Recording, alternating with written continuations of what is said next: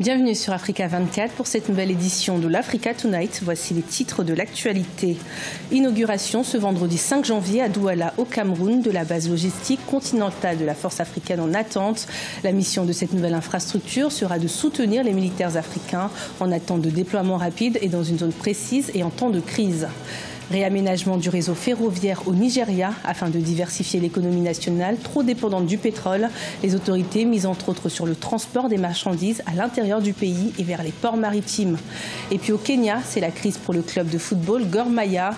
Le leader du championnat national peine en effet à honorer les salaires de ses employés et risque pour cela une suspension de 3 ans par la Confédération africaine de football.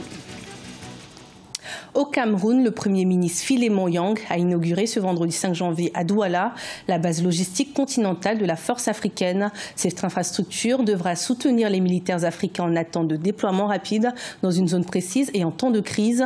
La base permettra un accès immédiat à l'équipement et au matériel requis pour les opérations de soutien de la paix de l'Union africaine. Des explications avec notre correspondant Chérif Ousmane Badounka.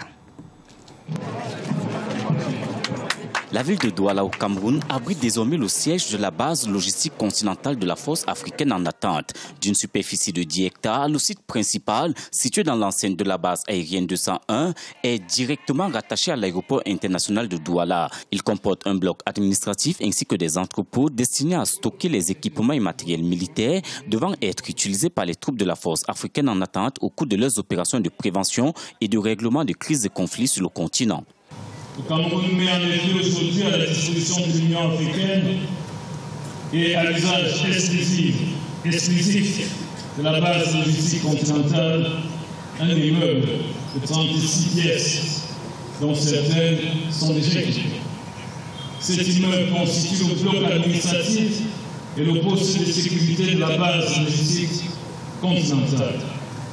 Il est doté de toutes les commodités et d'un système de vidéosurveillance. Les façades sont harmonisées et l'esthétique a été étendue aux hangars et autres infrastructures adjacentes. Le Cameroun, réputé pour sa position géographique centrale en Afrique, avait été désigné par l'Union africaine depuis une dizaine d'années pour abriter cette base au détriment d'autres pays connus pour être des puissances militaires. Le projet d'opérationnalisation de la force africaine en attente franchit ainsi un pas décisif vers la résolution des crises et conflits qui sévissent sur le continent. Le Cameroun va assurer la paix et la sécurité de tous les pays d'Afrique et je crois que Douala méritait cette position. Donc pour moi, c'est une grande réalisation à ce début d'année 2018. Vous savez, l'Afrique connaît beaucoup de problèmes de paix et de sécurité. Il fallait donc qu'il y ait une force en attente pour pouvoir intervenir en temps et en heure dans les différentes attaques qui touchent nos différents pays. Pilier essentiel de l'architecture africaine de la paix, la force africaine en attente se compose de 5 brigades prépositionnées au sein des 5 communautés économiques régionales africaines. Ces brigades auront un rôle éminent à jouer dans les opérations de maintien de la paix de l'Union africaine dans les interventions humanitaires ou de protection civile en cas de catastrophe. Les grèves dans le secteur de l'éducation nationale se poursuivent au Mali et la crainte d'une année blanche pour les élèves ne cesse de grandir. Il faut dire que le mouvement de grève dure depuis 9 mois et que les enseignants du primaire et du secondaire dans les établissements publics estiment que le gouvernement n'a toujours pas respecté ses engagements. Parmi ces revendications, la mesure concernant l'adoption d'un nouveau statut des enseignants et qui devrait coûter 5 milliards de francs CFA par an à l'État.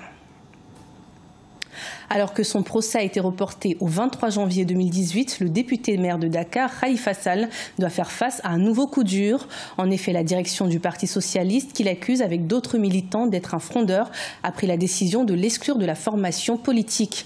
On fait le point avec notre correspondant Eladi Ndiaye. Ils sont au nombre de 65 à être exclus du Parti socialiste par le bureau politique réuni le samedi 30 décembre 2017.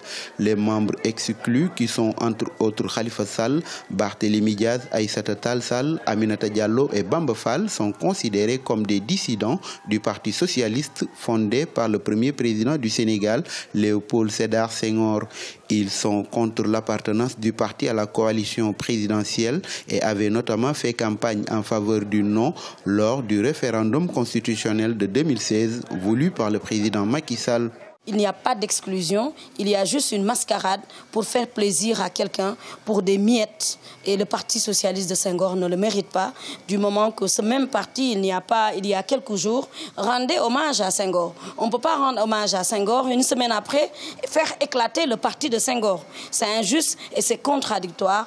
Je suis et je reste socialiste. Khalifa Sall est socialiste. Nous ne sommes pas un parti à vendre, nous ne sommes pas un mouvement de soutien à l'APR. Aminata Diallo, de même que ses autres camarades, revendiquent toujours leur appartenance au Parti socialiste suite à leur exclusion.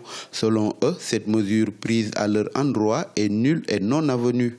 Ils peuvent continuer à s'en réclamer, ils peuvent continuer à faire dans des bravades, ils peuvent continuer à faire dans des proclamations, mais nous sommes droits dans nos bottes. Ça n'a pas été une décision facile. Ce n'est pas hier ou avant-hier que les fautes ont commencé. Il y en a qui remontent d'avant 2009, d'autres après 2009, certaines en 2012, d'autres en 2014. Les plus graves, les plus choquantes, on les a vécues avec l'agression qu'on a connue, dont on a été victime ici, en mars 2015. Le bureau politique du parti a aussi exclu ce jeudi 4 janvier 7 autres membres du parti basés en Europe de l'Ouest. Les exclus comptent se tourner vers la loi au cas où des notifications leur sont adressées. D'ailleurs, le camp de Khalifa Sall a récemment déposé une plainte contre le secrétaire général du parti Ousmane Tanor Dieng pour violation des statuts et règlements intérieurs de leur formation. Au Nigeria, les autorités multiplient les initiatives pour la diversification de l'économie, jugée trop dépendante du pétrole.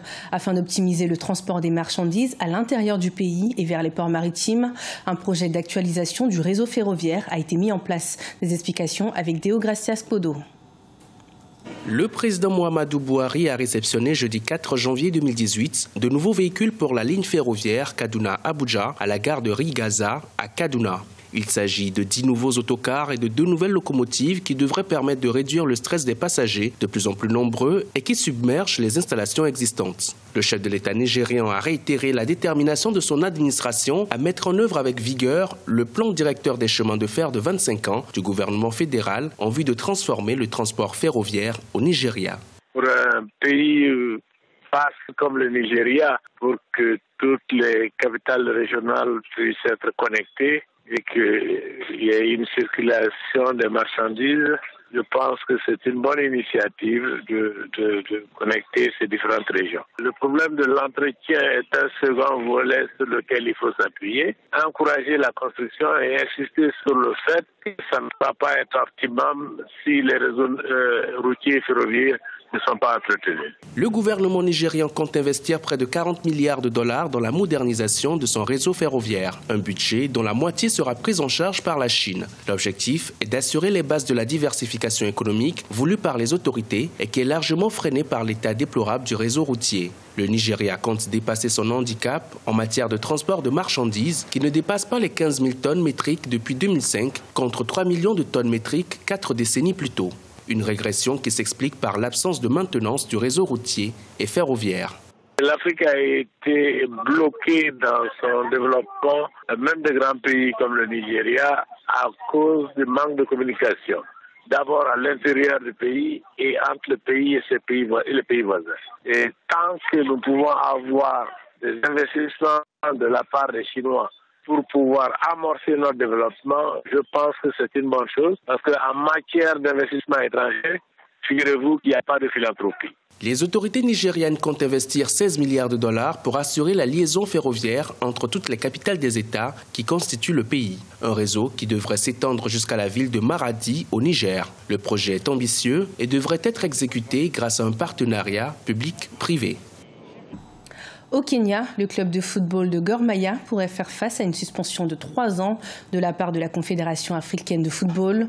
En effet, le club leader du championnat national traverse une crise financière sans précédent et se retrouve même dans l'incapacité d'honorer les salaires de ses employés. Des explications avec Cheikh Omar Bandaogo. Après l'augmentation à 35% de la taxe sur les paris sportifs au Kenya, la firme de paris sportifs en ligne Kenyan SportPesa a annulé 600 millions de shillings de sponsoring annuel pour la principale ligue de football du pays et d'autres sports. Résultat, plusieurs clubs sont confrontés à des difficultés financières. Le champion national, Gor Mahia, en premier. Il pourrait même surseoir à sa participation à la Ligue des champions africaine. We cannot travel out to meet our commitments in playing for in the African Cup. Nous ne pouvons pas voyager pour respecter nos engagements en participant à la Ligue des champions. Parce que nous ne pouvons pas payer nos billets d'avion et notre hébergement en Guinée équatoriale dans un mois. Cela signifie également que nous devons annuler la formation à haute altitude que nous avons déjà réservée. D'autre part, nous allons bientôt être confrontés à un différend avec nos joueurs. Les années précédentes, nous vivions une période comme celle-là, au cours de laquelle nous recrutions de nouveaux joueurs pour renforcer l'équipe. Mais cette année, nous ne sommes pas en mesure de le faire parce que nous ne pouvons pas payer les joueurs pour rejoindre le club et aussi payer leurs anciens clubs. We recruit new players to be able to boost the team. Mais il n'y a pas que la participation à la Ligue des champions qui est compromise. Même à l'interne, il sera difficile pour le club de disputer des matchs. Le retrait de son sponsor a placé le champion du Kenya dans une situation d'incapacité financière totale. It's unbearable for us. Why? La situation que nous vivons est vraiment difficile. Nous ne pouvons pas payer les salaires de nos joueurs et ceux du staff technique. Cela a des conséquences parce qu'ils ont des familles et sont presque tous des locataires. Almost exclusively are tenants. Si le club ne trouve pas un appui financier dans les délais, son retrait de la Ligue des champions sera confirmé. Si cela est fait, Gor Mahia devra faire face à une suspension de 3 ans de la part de la CAF. Ce journal a été préparé par l'ensemble de la rédaction. Merci de nous avoir suivis. Retrouvez dans un instant une nouvelle édition de l'information sur Africa 24.